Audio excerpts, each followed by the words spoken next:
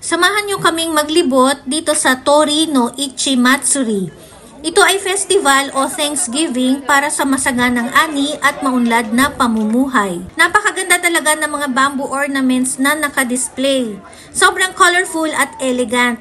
Grabe ang daming tao, siksikan talaga. Ang bamboo ornaments na ito ay binibili ng mga business owner bilang lucky charm o pampaswerte sa kanilang business. At ito na nga ang lagi kong inaabangan, yung pagpalakpak at pagsigaw nila. Sobrang nakakaaliw. Si Masato wala pa rin sa mood dahil gusto niya bumili agad kami ng pagkain. Ang sabi ko, maglakad-lakad muna kami para makapamili. Sobrang daming yatay at lahat ng pagkain ay masasarap. May kamahalan ng konti pero minsan lang naman ito kaya okay lang.